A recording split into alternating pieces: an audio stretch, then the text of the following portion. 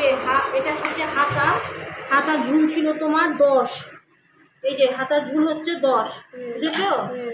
10, আবার এদিক থেকেও নিতে হবে 10, নিয়েছো? এই 10-এর এখান থেকে আবার 3 নামাতে হবে, এই যে 3 হয়েছে, 3 নামালাম। এই 3টা এই কারণে নামালাম, এটা ডাউন করে নামানোর জন্য।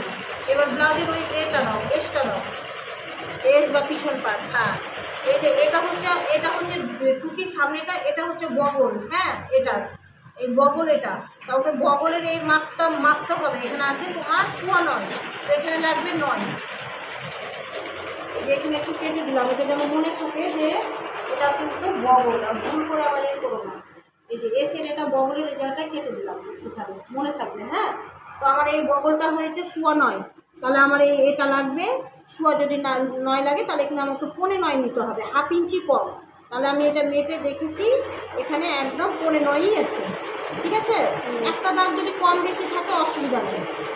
হ্যাঁ, আর হাতের মুহুরি ছিল তোমার, হাতের মুহুরি ও খুব রোগা, তো হাতের মুহুরি আমি 4 নিয়েছি, এটাকে আমি 4.25 করে দিলাম, আর এটাকে আমি 1.5 ইঞ্চি বেশি নিলাম।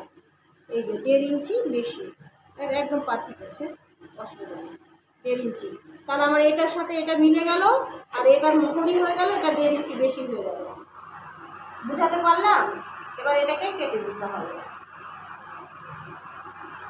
এই যে এইভাবে এটাকে কেটে এরকম। ঠিক আছে, অফ করে দাও।